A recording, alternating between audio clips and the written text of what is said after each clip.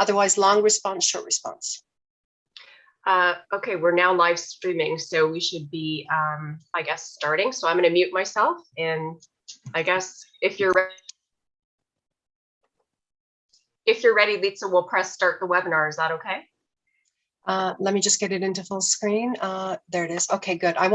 Amanda, I won't be looking at the chat because there's too much to focus on with the game. So if you can keep an eye on that in case there's anything. Okay, and if there's Q&A questions, do you want me to come on and bring your attention to those? Absolutely, absolutely. And do you want those towards the end or during? Yes, we planned the last 5 minutes as you had suggested. Okay, perfect. Okay, so we are live streaming, so I will hit start the webinar and mute myself. And Lisa, it's over to you. Okay.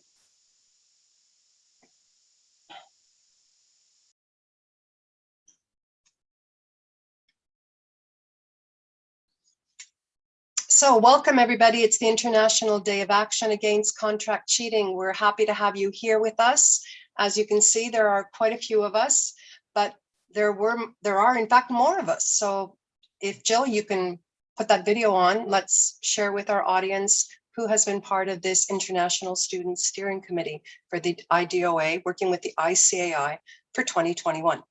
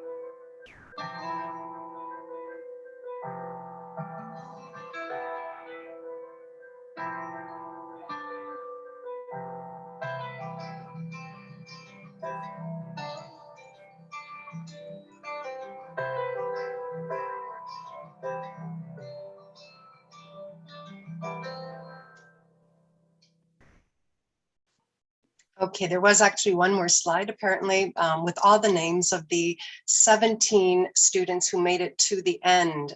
We were a few more initially, but it's sometimes hard going. Now, the International Student Steering Committee, the idea of it came up last year, and Jenny Myron championed that. It's been about 2 months that I've been working with about 20 students. They're coming from Mexico, Canada, the United Arab Emirates, England, Greece, Nigeria, and they've been volunteering their time and their creative energies to a pretty difficult busy schedule that they evidently have, and as I've come to learn over the 2 months. Now, the purpose, or what we were attempting to do, like last year, we were thinking about how to raise student voices towards promotion of the IDOA in order to keep the academic community's focus on this important topic. I'm Litsa Morlatis, by the way. I realized I forgot to introduce myself, and it's been a pleasure working with these students, and for any of you who have them, well, you've been doing a great job. It has been challenging, as I said, sometimes because of the endless responsibilities that they've had, but they are resilient. And consider the differences when you include 9 hours of difference between one country and another country. So even last night, having a meeting where it's midnight for a couple of the members, and it's afternoon for the others. Let me not delay further, though, in introducing some of these special members. So, ladies, I'd like to give it over to you, and at least in the order of how I see them. Carla, so everyone briefly introduce yourself, telling us just a little bit about you and how also you got involved in the ISSC. Yeah, well, I'm Carla. I'm from Mexico. I'm studying industrial engineering. It's my fifth and last year. I've been in the students committee for 2 years now, and it's been a really amazing experience getting to know other people, sharing the message and the voices about academic integrity. Thank you, Carla. Andrea, also from Mexico. You want to just briefly introduce yourself, Andrea? Yes. Hi, everyone. My name is Andrea Cerduche. I'm from Mexico. I'm in my 7th semester of architecture at the University of Monterrey. And well, I'm part of the Honor Council, and this is my first time in the ISSC. So I was involved pretty much to keep raising awareness about academic integrity, and also to learn from other countries and universities, and how students live their academic integrity. So, nice meeting you all. Thank you, Andrea. Shania, you're up next. Hello, everyone. I'm Shania, and I'm from Gulf Medical University, United Arab Emirates. And I joined this because when I first came to university, I was not really aware of what academic integrity was, and it was really difficult for me. And so I want to promote this in UAE as well as internationally, so that others who follow up to universities don't feel the same way. Great message. Thank you, Shania. Serene, could you introduce yourself? Hi, I'm Serene. I'm a second-year biomedical science student in the UAE, studying in Gulf Medical University. And I've joined this board actually to promote academic integrity internationally, like Shania said, and to network with many of you living in many parts of the world. So yeah, it was nice meeting you all. Thanks, Serene. And Anna, having you up next. Hi, everybody. So my name is Anna, and I'm joining today from Canada. I study at X or Ryerson University in Toronto, and I'm currently in my last year of the journalism program there. I decided to join this group of students just because I was already an academic ambassador at my university, so I thought it'd be a great way to extend and reach an international audience too. And you might see me sipping some tea today because I woke up with a bit of a sore throat, but hopefully it won't be too distracting. Thanks, Anna, and thanks for being here despite that. But we've had another member the other night that we thought behind the screen that she was dying. So, as I said, resilience on the part of these students. And finally, Marielle, please introduce yourself. Hi, my name is Marielle, and I'm also from Canada. I attend the University of Toronto, and I'm currently in my 4th year pursuing a double major in criminology and linguistics. And I joined the steering committee this year because I'm also an academic integrity ambassador at my campus. And I think it's important for students to have a platform to speak about these matters and just be more aware about the issue. Thank you. Let's move on to some aspects of the game itself. So something of the context. Well, first of all, it's an online simulation of a popular TV game that I'm sure many of you know. So if you received the email from the ICAI yesterday, you might have had a chance to go into it to see what it was. And then if you have gone in, you have recognized this whole laboratory that has existed for many years, allowing people, academics in all areas, to create simulations, in any case, questions and answers that allow them to get into class material, but all kinds of other possibilities as well. And so this idea was given to us from who other but somebody who has written on the subject herself, Dr. Zineth Khan in Dubai. And the idea of gamification, that was something that we were definitely intrigued in just as the steering committee was getting started back in August. There have been other things also that have been produced, and some of which, except for the video of the pledges that you saw and all the individual pledges, but hopefully we'll be able to share something more with you before the session is over. But in terms of the game, going back to the game, so the International Student Steering Committee was asked from the onset, okay, need your assistance here. You guys, you ladies and a couple of guys, come up with the questions and answers that might constitute then what could go into the game. And so they did that. They noted down the sources that they accessed. And ultimately, there was a selection of questions made that are reproduced here on the game. If you haven't had a chance to see the game, I'm sure that we can get that link up to you during the session. We'll be going through a number of the questions while we have pairs, teams from the United Arab Emirates, from Mexico, from Canada. So the ladies will be paired up, even though, of course, circumstances require us to be still at home or at school or wherever we are and still individually. They're going to be playing the game, but they're also sometimes going to be sharing with you a bit further on the topic that is raised by the particular question and answer. And audience, as we go through these select questions on the game, hopefully you'll see something about how awareness raising and dialogue on prevailing issues can hopefully increase with this gamified approach. It's important in working with students and especially with this generation.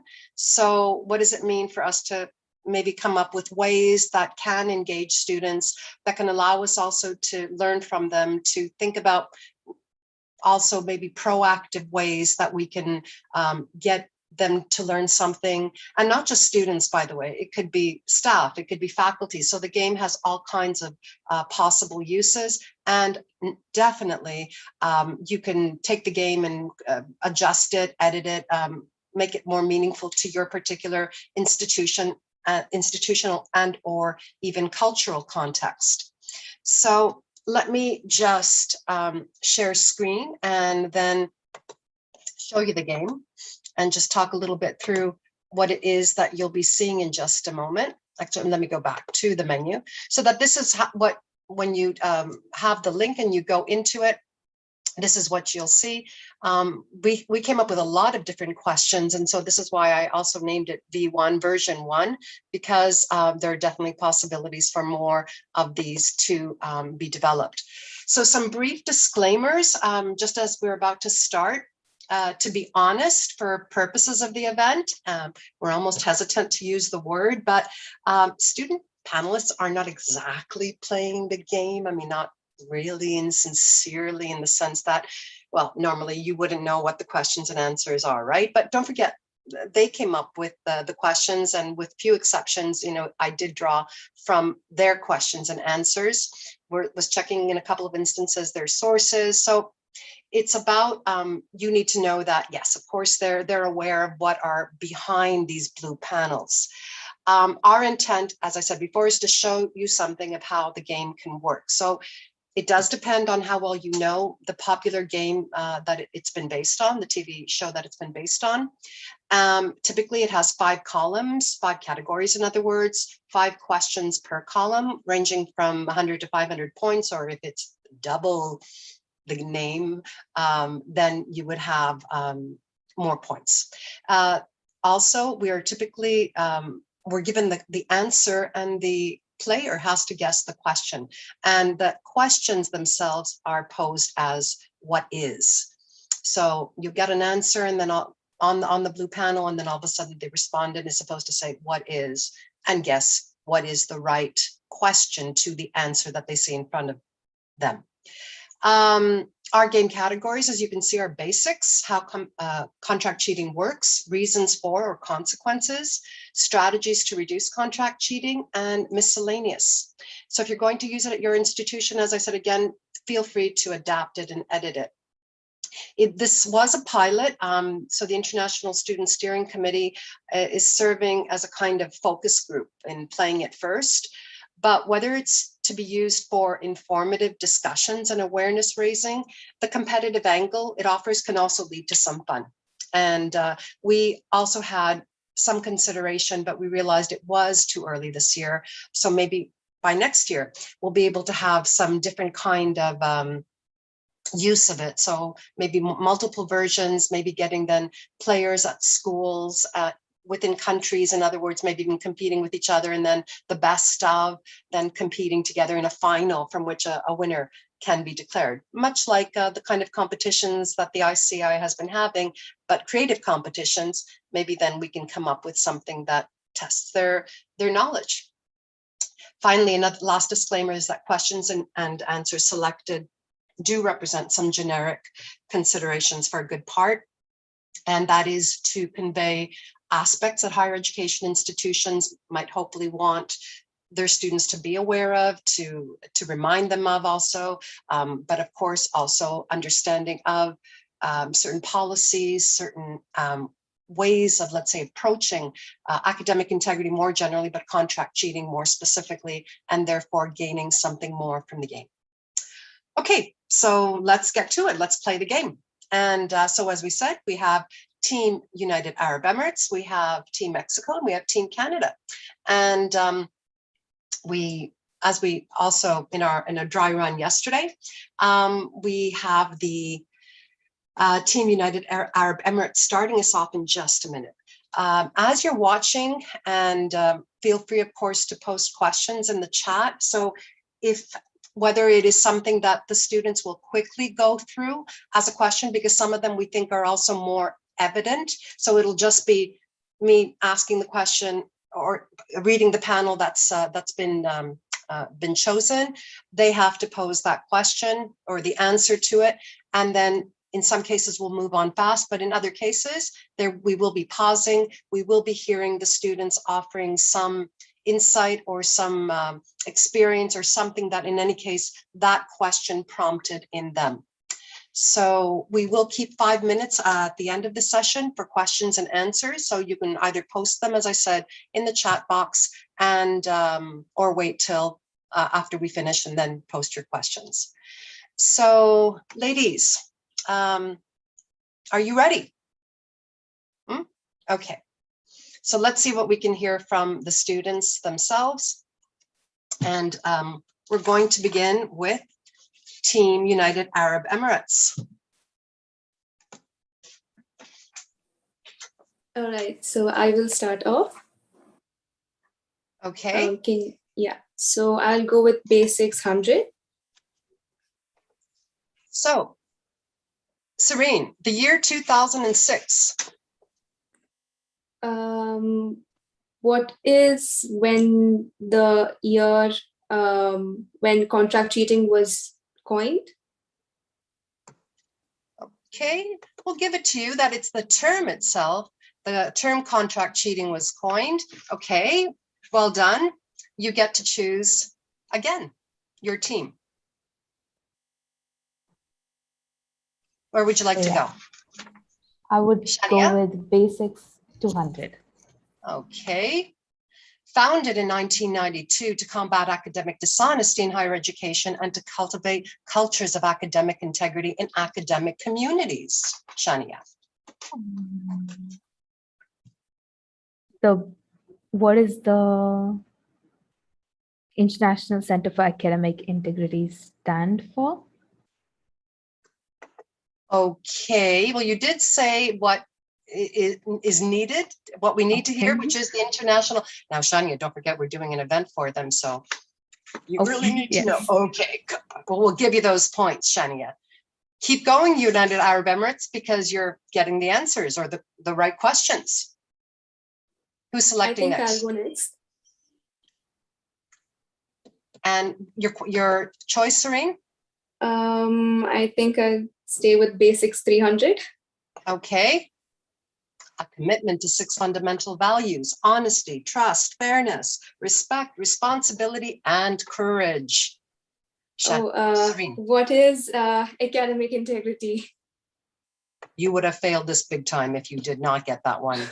So Serene and Shania, you're doing, and I've forgotten to put points, so let me just add those last points, I think. Okay, good. We're right where we should be. So you've got another choice. I'll go with 400 basics. Now it's another year, the year 2016. That's quite. I'm gonna have to pass. I'm not sure. Oh, okay. You sure? Yes. Andrea? Oh, Team Mexico coming in. Yeah, I think I know that one.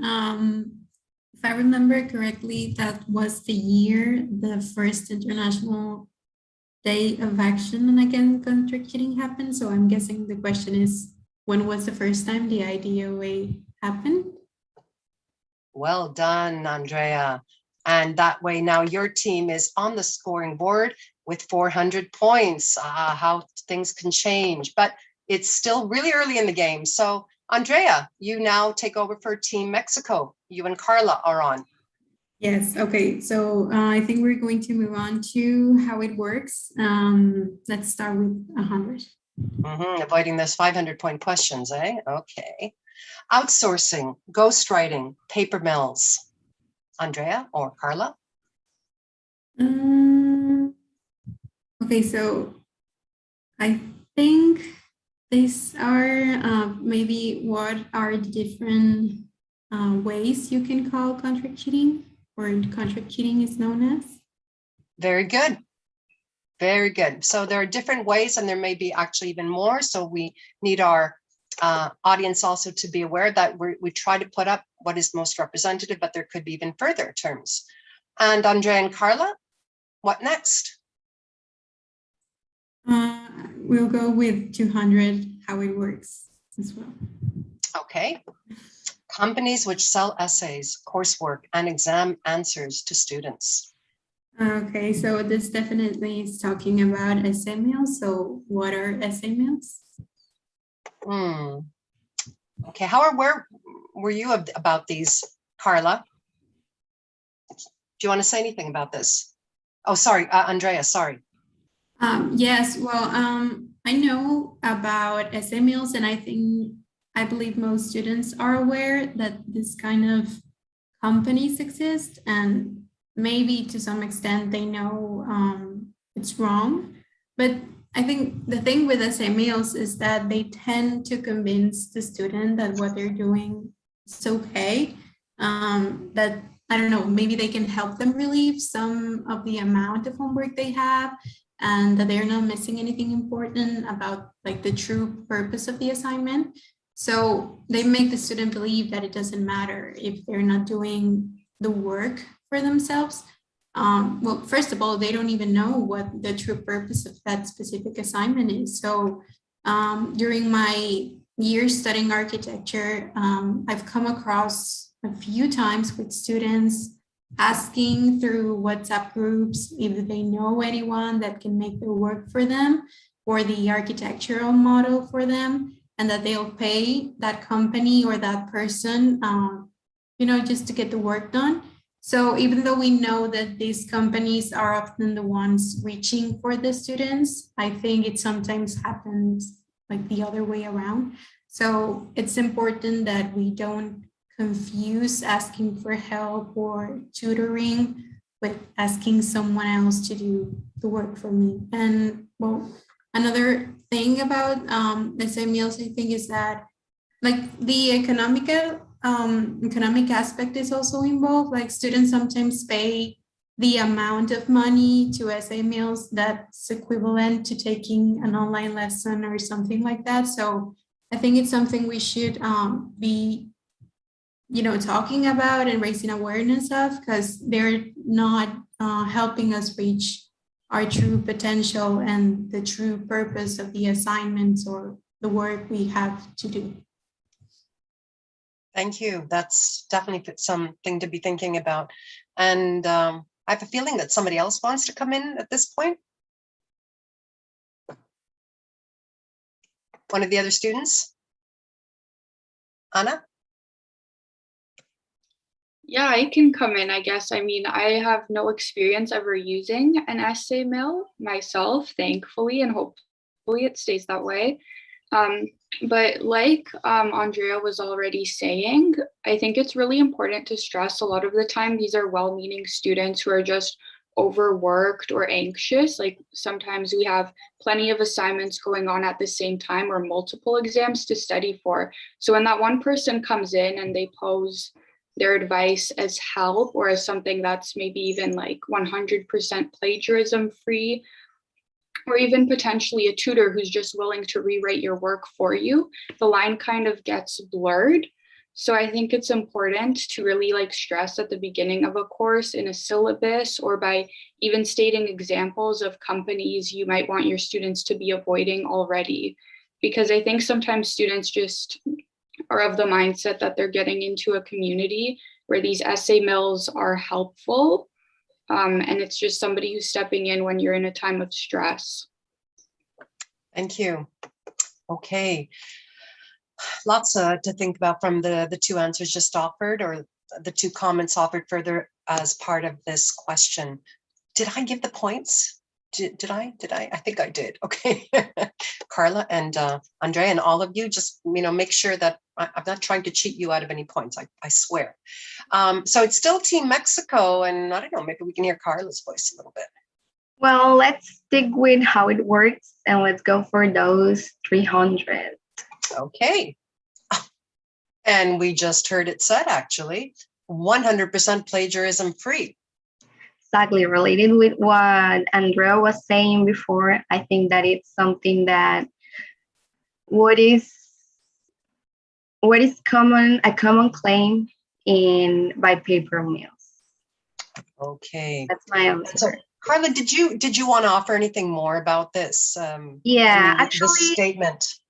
Yeah, actually, I would like to say, talking about plagiarism in this question, is that I think most students relate plagiarism only with essays, investigation, and writing papers. But something that we have found in the engineering area is the misconception of not plagiarism among students. For example, I know that plagiarism in coding is something that is taken as easy to make and almost untraceable because, well, coding, it's not that easy, but students feel secure that they don't have the other problems like writing the stations in the correct way and those problems that teachers used to say in the classroom, and they feel secure that they won't have those problems. But it's like a bigger issue there because you're not really learning what you're cheating and copying the code of another person, And when in fact, especially when the students in the classroom were really learning and they can find those cheats and the copies and where you are not coding yourself. So yeah, that's what I would like to.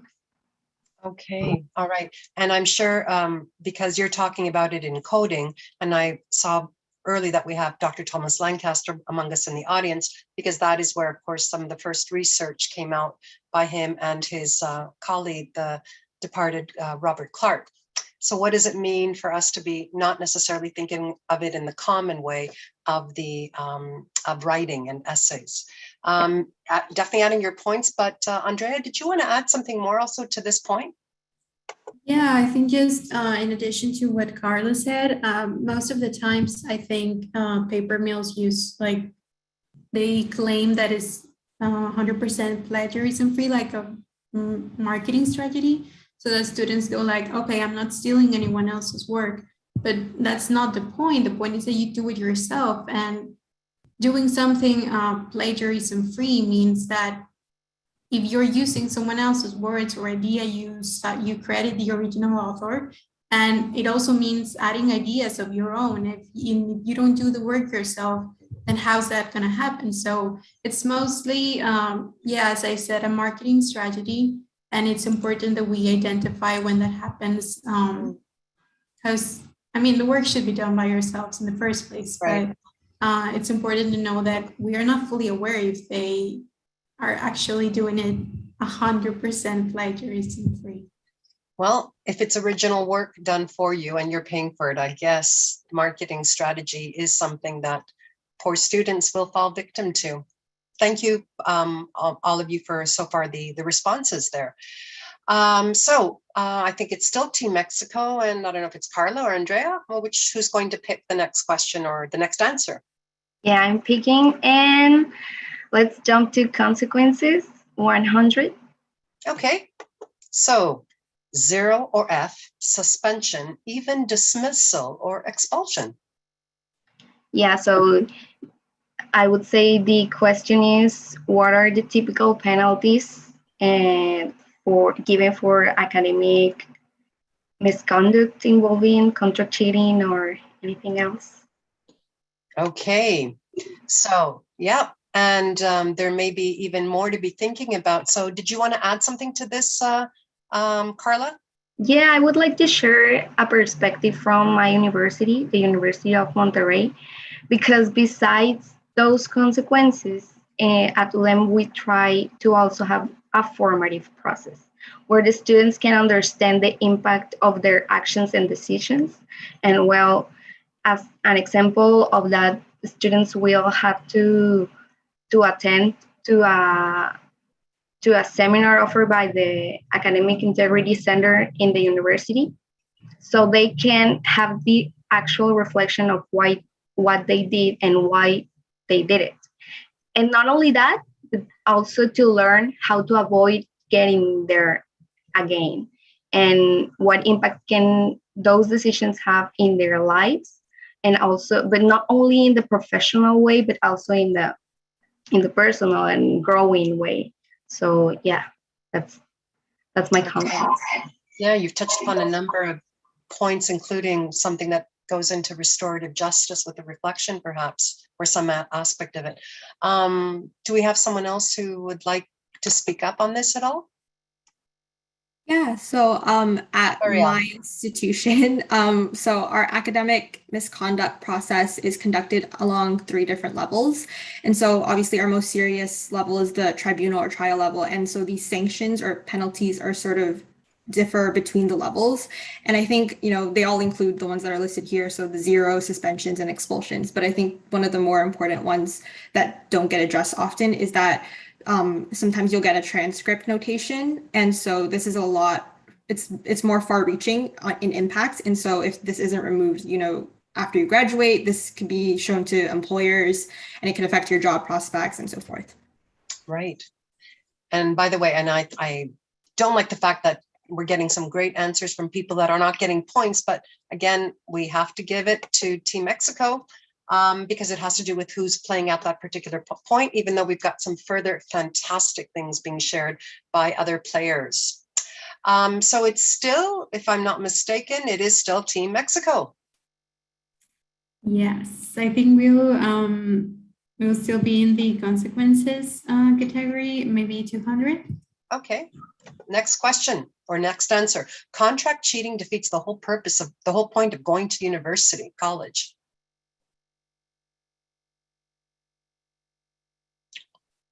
The question to that, Andrea? I don't have a buzzer sound, but you're gonna have to pretend that I'm doing the buzzer now. Buzzer. Okay. Yeah. Somebody else, maybe. Shania. What is the reason someone shouldn't contract cheat? A student shouldn't contract cheat? Yeah, I mean, hopefully, and I imagine that everybody in the audience is rooting and saying, yes, it's a basic reason students should not contract cheat. Now, Shania, is there really anything more to say about this? I mean, isn't it self-evident? I think we have to consider 2 perspectives in this. On one hand, we could, I think we all know that a person who has earned a degree through contract cheating, their degree is obviously not valid because it's not through their work, it's not by their hard work, and they have not really learned anything from that course. And obviously, as another student who has done the exact same assignment or work, it's frustrating to know that someone who has contract cheated their way has got the exact same grade. On the other hand, if you think about students who are not really going to pursue a degree in one subject, like for instance, science, and that's compulsory in high schools, what is the point of, learning it when you're not going to actually pursue it. So it could, I'm not justifying, but they would take it as a reason to, take it as an aspect to justify their work. So in other words, you're referring to the, let's say, the other kinds of classes also that they may need to take or have to take, like general education classes too sometimes, and they don't understand the relevance because it's Yes. not relevant to what they're choosing to do for the Exactly. future. Very interesting points. Serene, did you want to, now, because I think since, yes, Shania got this, so yes. Wait, sorry, this is Team Canada. Team Canada, you're going to get on the board, I know it. So we have something more than for Team United Arab Emirates, and Serene, you're following up and choosing a new question or a new blue panel to reveal. I think I will go with strategies 100. Okay, so new category. The first individual a student should typically consult at university when struggling with his or her class. Oh, I think what is the role of a professor or a course instructor? Okay, so what is the course instructor? We can only hope so for those of us who are or have been the instructor of a class that is where the student will come. So another plus for the two of you. Do you want another question? Or are you going to choose, or is Shania choosing? I think I'll let it to Shania. Okay. I'll go to strategies 200. Okay. A campus service that provides drop-in tutoring assistance. What is a peer tutoring service? Well, Okay. We imagine that every institution has either peer tutors or maybe a writing center. Absolutely. So it depends on the institution itself. Thank you. And that means you have another question to choose. let's go for 300. When facing stress or mental health issues connected to classes or even beyond them, this is a campus service students can go to.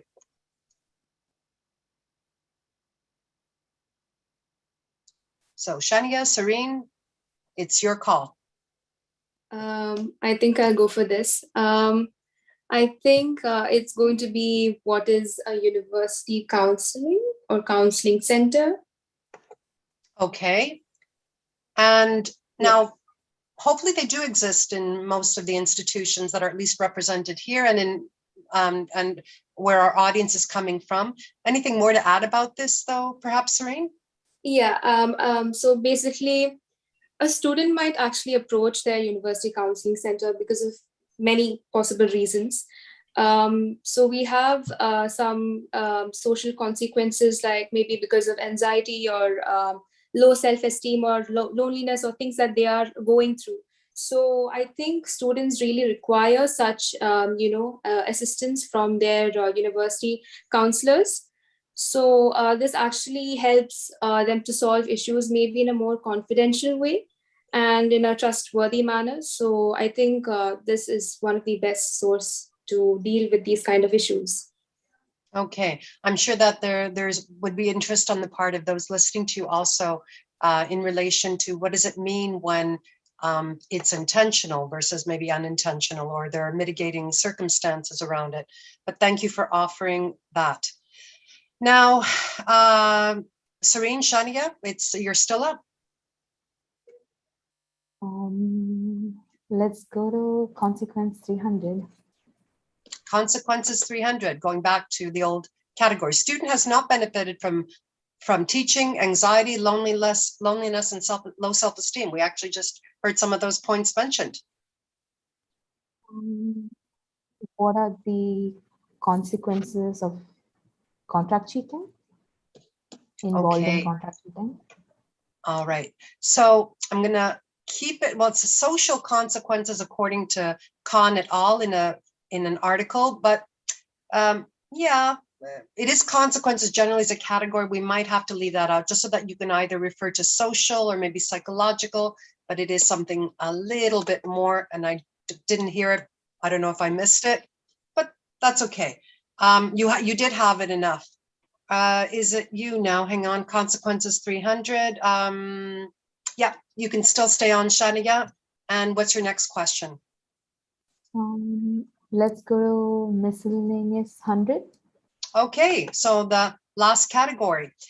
A leading streaming service that allows students to binge watch their favorite series or movies instead of carefully preparing for an assignment. I don't know. Okay, and do we have somebody that would like to, okay, buzzer sound, even though it's not there? Somebody else? I know this one very well, I think. Okay, go for it, Anna. What is Netflix? You know it very well. Is it because of your major, or are you revealing something about yourself that maybe you should not reveal? I think the professional answer should be because of my major, but the real answer is that I'm guilty, unfortunately. Okay, we're going to let that one pass, Anna, but you did get Team Canada on the score board, and I am sure that now it's your chance to run. Go for it. We'll take, oh, go ahead, Anna. No, I was actually about to pass it off to you. Okay. Okay, Marielle, let's hear your voice too. Miscellaneous 200. Okay. Choose among the letters. Reporting of academic integrity violations as A, increased, B, decreased, C, stayed about the same during online teaching and learning in COVID-19. That would be A. What is A? Increased. What is A? Increased. Now, I don't know if you want to add something more to this, or Anna, your teammate, in relation to the understanding of increased. You know that it's increased, right? There's no hesitation about that answer at all. You went right for it. Yes, I think the issue with online classes is a lot of the time when an exam will be open for a longer window of hours, so it can accommodate different time zones, or when students aren't like being proctored by video, that obviously opens up opportunities to go on different browsers if they're not like on a browser monitoring mode, or even pulling up a whole different advice. So I think it's a hard situation to navigate, but I think the best solution to promote a cheating-free classroom would probably be to create application-based questions that require actually really knowing the content rather than just simple knowledge questions that can be looked up online or in a textbook. And then I've also seen a lot of professors making open book exams. That's just because the questions themselves will be a bit more in-depth or harder. However, it still gives everybody the same chance in the case that their classmates were to be using unethical ways that can't really be detected. Right. Thank you for that additional information. It'd be great if we had more time so that we could hear also maybe what's happening in other countries as well. But Team Canada, you've still got control of the game. Where would you like to go next? I can go for consequences 400. Okay. Blackmail. So what is a risk or a strategy that essay mills often use to get students coming back and paying more money? Okay, well, you definitely brought up the right words in terms of the money and the risk that's involved.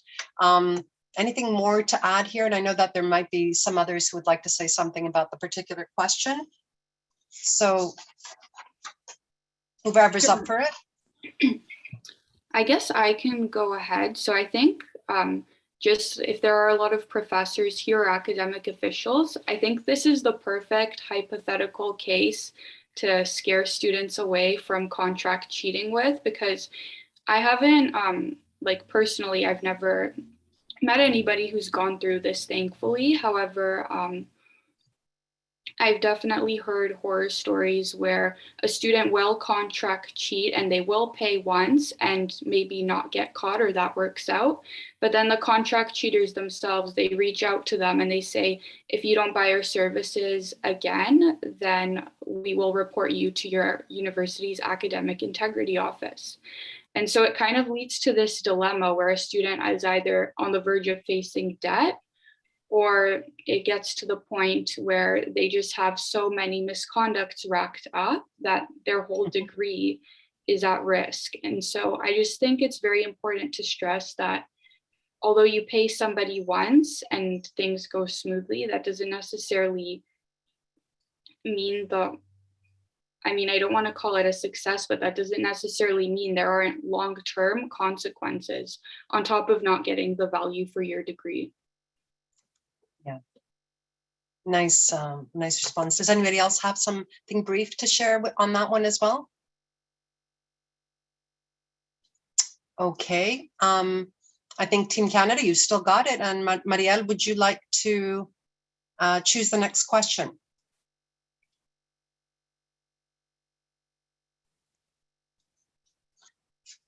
It's about, I think, how it works. I think we jumped something there, but that's okay. Marielle, if you want to pick up on that.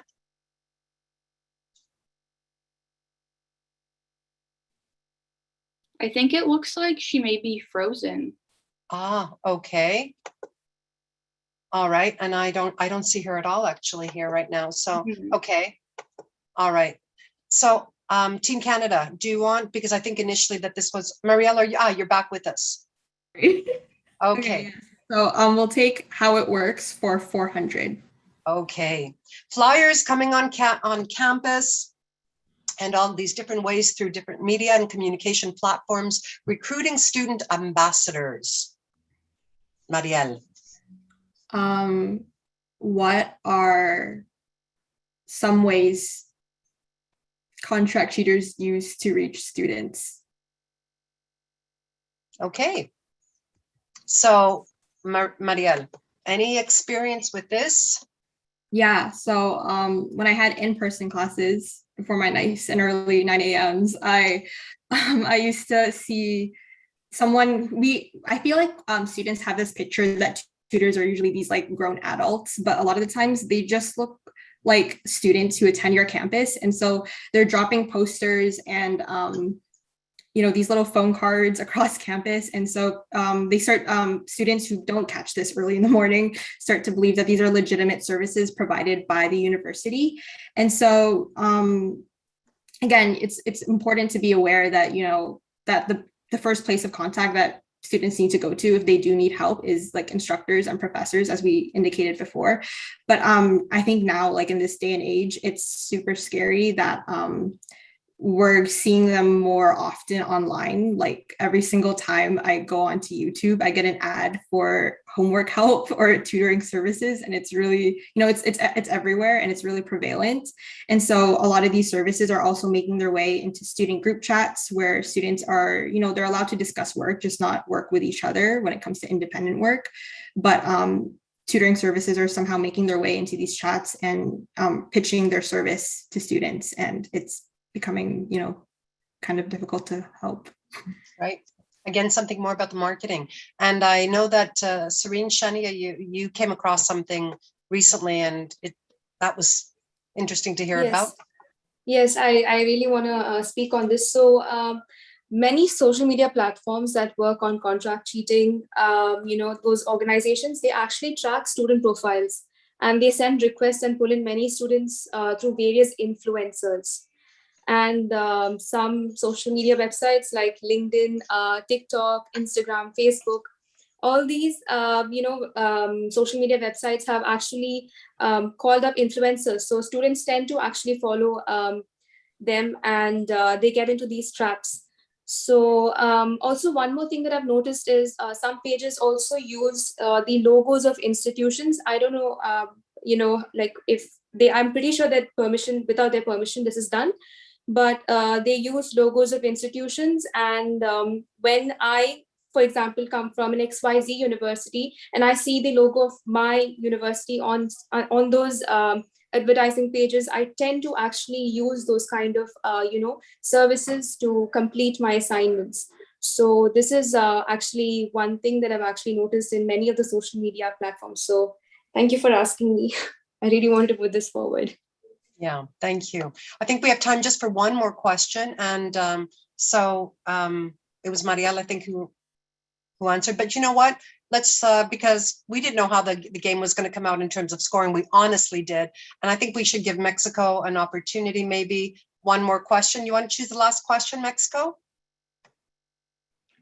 Yeah, I think we'll go for basics 500. The code defining academic misconduct or dishonesty at an academic institution. What is the student's honor code?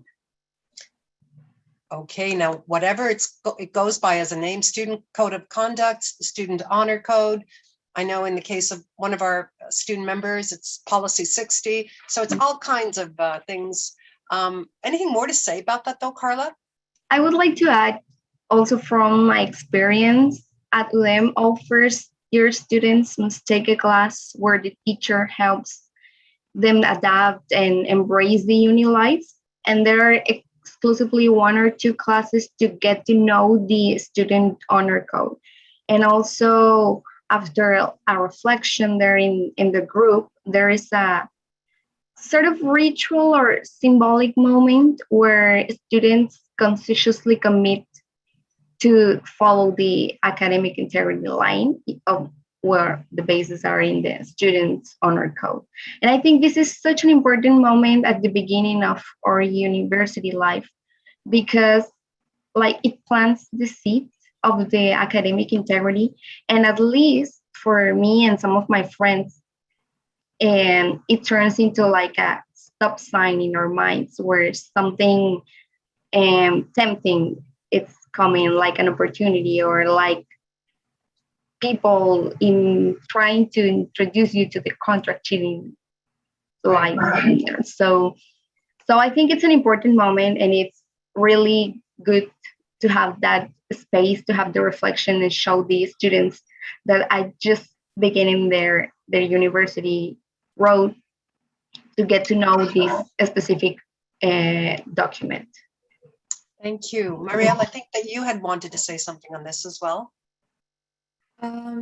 Yeah, I was just going to say that the general perspective or view of this document at my institution is that it's filled with like legal jargon, and it's a little bit tedious to read for students, and it's a little bit more difficult. But I think having a platform where students such as us, where we're student ambassadors, where we can sort of translate this document and distribute, I guess, the right information to students, and so that we're more aware of the academic offenses that are outlined or what constitutes academic misconduct at our university, because it could differ from institution to institution. And so, yeah, I think it's important that students look over this document as much as it it might be time consuming. I think the student code of conduct is really essential in discussing academic integrity. Right, thank you. And I know Anna has something to offer here, and even to share with us. Yeah, it's a very different name at her institution. Anna? Yes, so at my university, the policy is actually known as Policy 60. But just like anybody else has been sort of saying today, it is a very long document. It's quite wordy, and it really goes into the minutiae of things. So for a student who's already dealing with many assignments at once, or even somebody new to university who's feeling overwhelmed, it's sort of the last thing that anybody really wants to sit down and read, to be quite frank.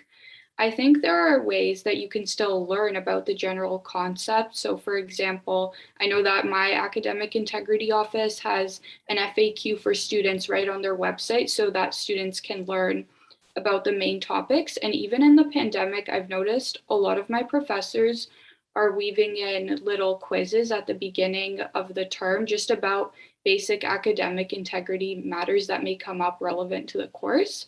So I think that's a really great way if a professor can find ways to, I'm losing my train of thought, but if a professor can really find ways that the academic integrity concepts are embedded like right into the content and in a mandatory way, then that's probably the best route. And so I am aware that there are so many more things that these students can share with you. Trust me, because I've been in discussion with them. They have shared responses with me. Just really quickly showing you a little bit more about what was hidden behind some of these blue panels and whether or not sometimes students, and I'm not talking about teens, I'm saying generally, new answers to questions that sometimes might broaden out the discussion, or ultimately, what does it mean for them to understand something more and to give them a chance to consider what might be involved in statistics or studies that have been conducted, et cetera, and even recent happenings coming and good things happening. But from there on, you'll have a chance to see something, and therefore even maybe questions that are more relevant to faculty and some more relevant maybe to administrators, but all of the questions themselves. And yes, there is something doubled here. So the questions and answers are just a way that we hope can engage more conversation. And absolutely, I hope you gained and were interested to hear what these students had to share about them, and some great things further that could have been offered even on this question, all of the questions and answers. Okay, so that's it. I think that we can definitely stop now. We've only got, 3 minutes left. And I know we have something on happening very soon. So if there's maybe one or two questions that can be asked, we'll be happy to direct them to a student, but it will have to be obviously brief. So I'll stop sharing the screen.